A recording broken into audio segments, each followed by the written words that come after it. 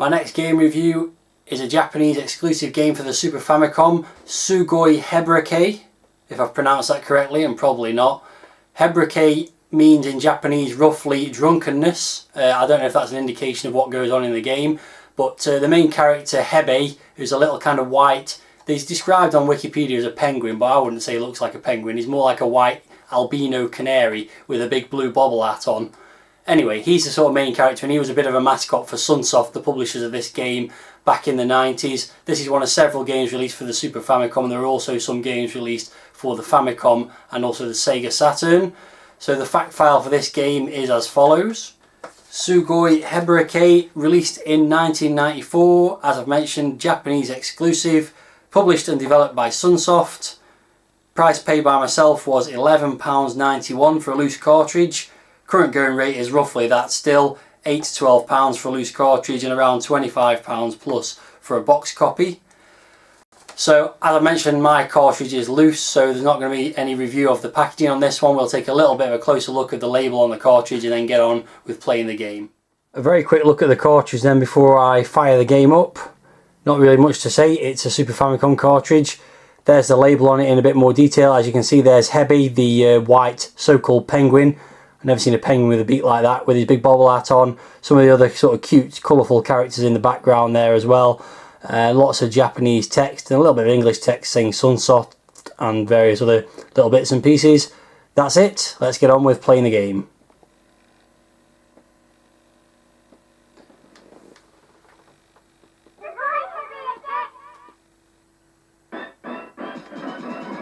So here's the title screen of the game. Lots of purple. It's a very colourful game, and lots of Japanese language again. And as you can see, Hebe, the little penguin guy, keeps poking his head out from the side of the screen in a very cute fashion. You may also have seen him pushing the Sunsoft logo onto the screen at the boot up sequence.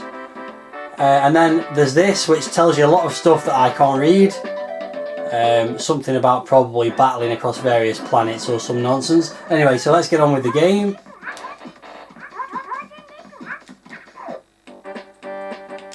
So there's a menu screen, which again is all entirely in Japanese. What I've worked out is the bottom two are some kind of options screens. I don't know what all that is, so I'm just going to skip it and go back to the menu. This one is control options for the 4 players, although I've only got one pad plugged in. There's also some options down at the bottom here, which again, I don't know what they are, so I'll just leave it as the defaults. This one is the multiplayer mode, which I'm not going to play because I'm just sitting on my own, of course, which just leaves the campaign mode, if that's the right word to use, the story mode, which I shall get on with immediately.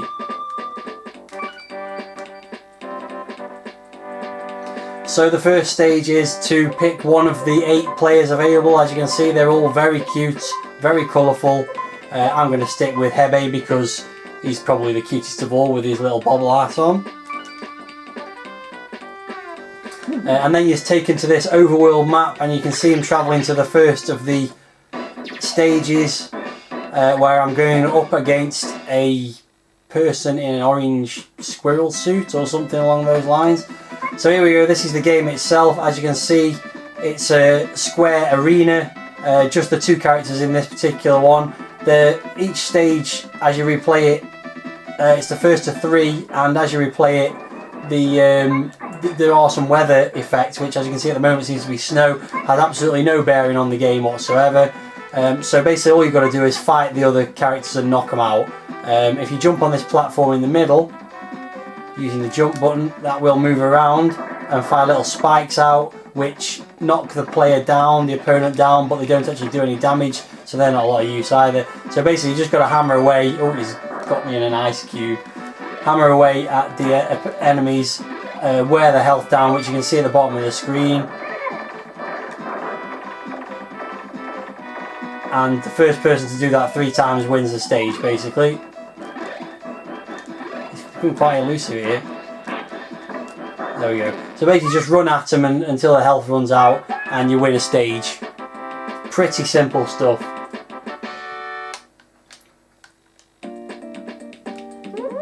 So there you go, I'm 1 up. Each stage win is represented by these little blobby things with eyes, which is also what the characters turn into when they're killed, or defeated might be a more kind way to say it. So I'm just going to finish this stage off as quickly as I can, which as you can see is not too challenging, although I've walked into another ice cube thing there. I think there are some kind of special moves that you can deploy, but it just seems to be random. You can punch or kick, you can jump, and that's about it. So that's 2 wins.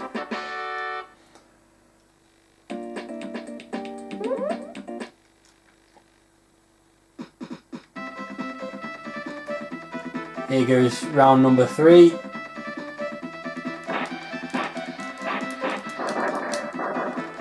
Yeah, I think you can do combos as well, and that, I've wiped it out in a matter of seconds there. So that's the first stage completed. It doesn't get any more difficult than that really. The only difference from stage to stage, as you'll see in a moment, is when you go to the next stage, wherever it flies to, which is over in the clouds there. There's now 3 combatants, so you play against the one that you defeated in the first round, and it adds another one which is a kind of little, I don't know, ghost with sunglasses and a cap on, at a guess. If you look on Wikipedia, all these characters do have names. I couldn't be bothered to remember them all. So up against 2, you'd think it might be a bit more difficult, but what you can actually do is just stand out of the way. Don't walk onto those platforms in the corners though, they actually do you some damage, I think. Just like let them fight against each other. Well, they don't even do that particularly well.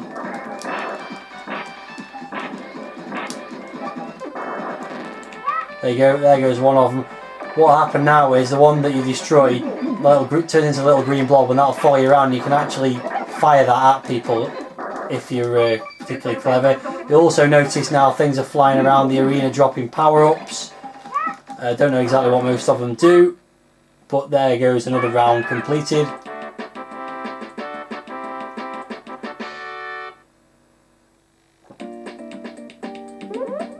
And it's 1 to me.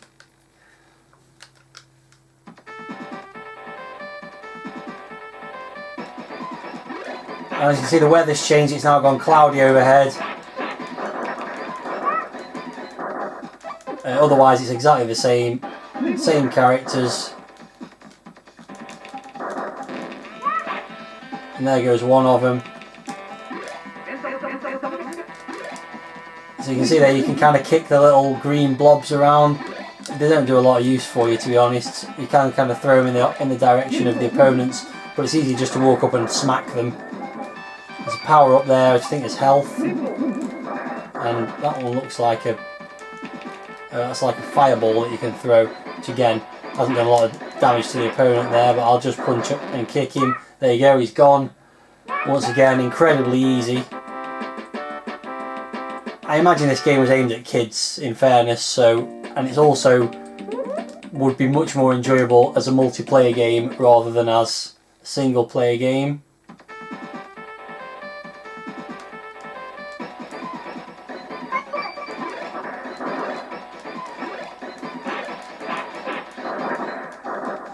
So I'll just finish this stage off. So that's a special there. He can deploy his own head as some kind of weapon, it seems. Hit you with the bobble hat, which is a very terrifying offensive manoeuvre, I'm sure you'll agree.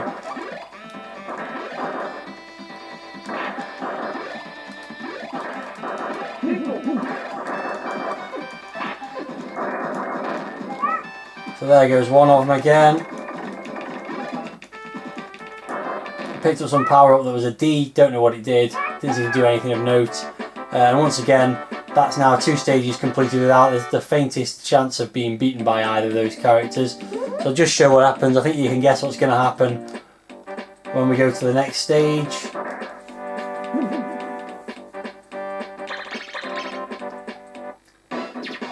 Yes, no surprise, there's now 4 characters. Joining the game is now a little kind of frog, green frog character. And this is another stage with these moving platforms on. This one's quite fun actually. If I can jump onto this platform, you'll see when you land on it, it shoots out a big tongue, which you can hit the opponents with. sometimes. Again, amusing as it is, it's probably easier just to go down onto the main sort of battle floor and bash away at the enemies. So there you go, there's one of them gone. So graphics are nice, they're obviously very cute, colourful, nicely animated. When it goes to the 4-player mode, it does slow down a bit, 4-character mode I should say. But otherwise it's pretty cool. Music's quite cool in the background. Sounds pretty...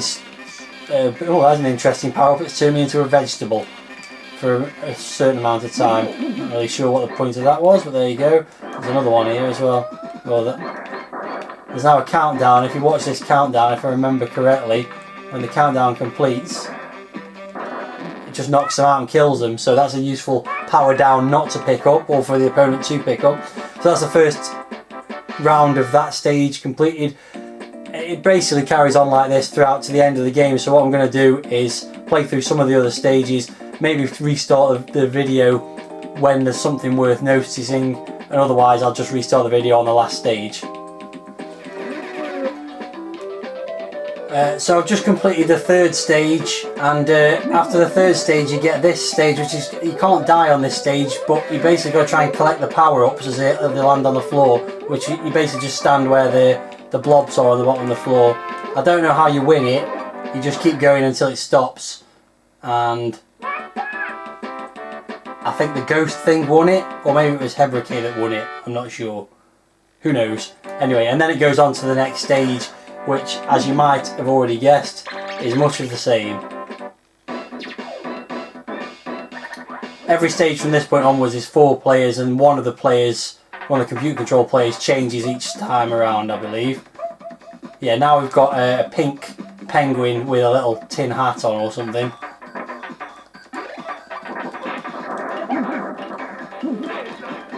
This is stage 5 of the game, and the most notable thing about this stage, other than the fact that it's set in space, and there's a little like spaceman there at the top, is it's incredibly slow. It's got loads of slowdown on this stage. I think it's because of these fans at the top, that extra animation along with the 4 characters moving around and the various things giving you power-ups really slows the pace of the game down. But you see, you can barely walk at all, and everyone's just really sluggishly moving around the screen.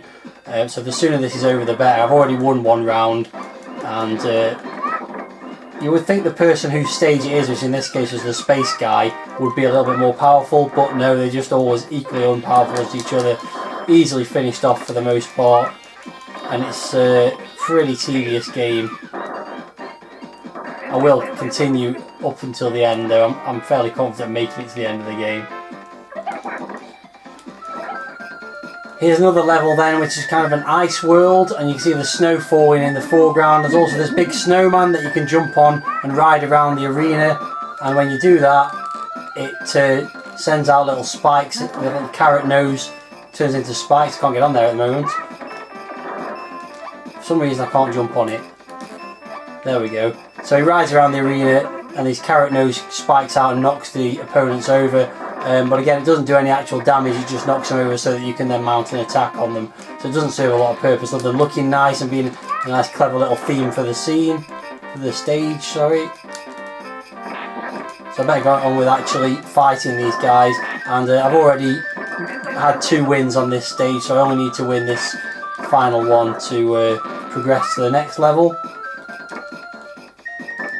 This ghost guy with the cap on is probably the most challenging opponent. He has actually beaten me on 1 occasion.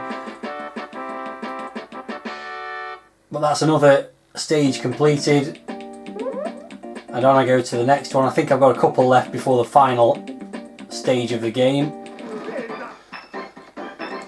You join me here on the penultimate round, and I've got 1 win left to get through to the final stage. This stage is quite red, and these little areas here, if you walk into them, you pop out on a different area of the screen, which is kind of cool if you want to jump behind someone and get them. There's not really any need. Again, you just pummel them by just going straight at them. The bad guy, or sorry, the enemy, I should say, they're not really ever very bad, but the enemy introduced at this stage was a duck with a hat on his head that fired a missile at you, but again, pretty easy to avoid. So one punch here should knock him out, and that sees me making my way through to the final round, which will be coming up in a moment.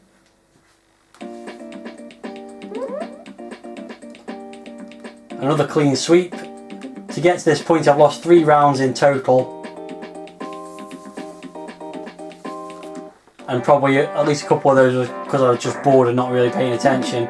So this takes me to the final stage, in which you basically play against 3 clones of yourself of varying shades of colour. So it's Hebe versus Hebe versus Hebe versus Hebe in the final round. It's an overload of cuteness and an abundance of bobble hats, and it's no more challenging than any of the other rounds.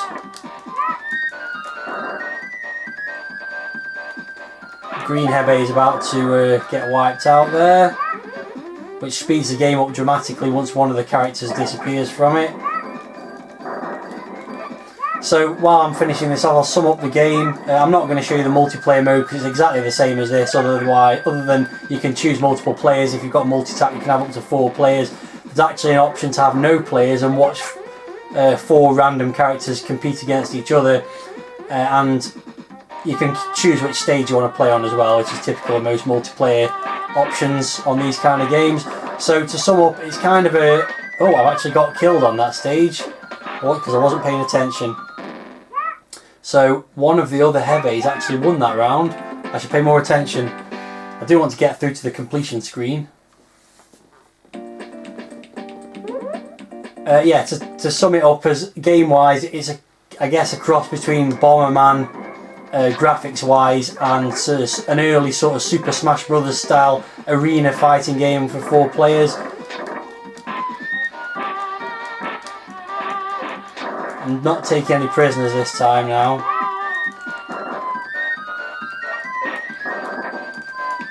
Hopefully, anyway. No gimmicks on this stage, I might add. What are you doing up there? Get rid of you. There's actually something you can jump on in the middle there, I think. Actually, on the verge of running out of health again here at this rate. I need that health power up. Do not want someone else to get that. Ah, there we go. Power my health up now. I should be fine now. It's actually more challenging than I was expecting it to be. I have played through the game to completion once with a different character. It's not that challenging.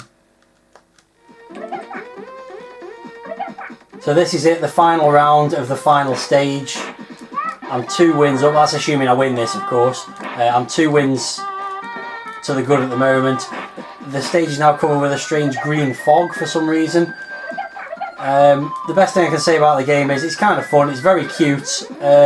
It's not a great game really. It might be more fun as a multiplayer game with human opponents. I might keep it for the reasons of checking that out at some point, but more likely I'll probably sell it in a game purge at some point because it's not a great deal of fun, despite being, as I've said, unbearably cute at times. 2 to go, and one of those has not got a lot of health left. I can barely tell the difference between 2 of the players on this one either, especially with the green fog. Okay, 1 left to go. By the way, there's like a plunger thing in the middle of the platform that fires you up in the air on this one. I hadn't mentioned that previously.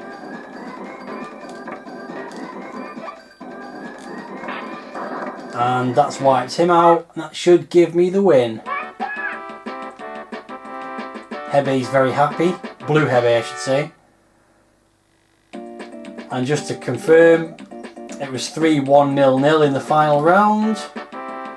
And hooray, I won with a very bright red sun flashing at me. Not even any animation, just Hebe standing on a little box. So that sums the game up. Oh, something happens here, he says something, but I don't know what he's saying. He's probably very pleased with himself. But that's it, that's the game. Not the greatest game in the world, might be fun, more fun as a multiplayer human versus human game. But there's no strategy involved in completing the stages, it just does what it does. You just run at stuff and hit it, and it's pretty easy to complete, as you've just seen.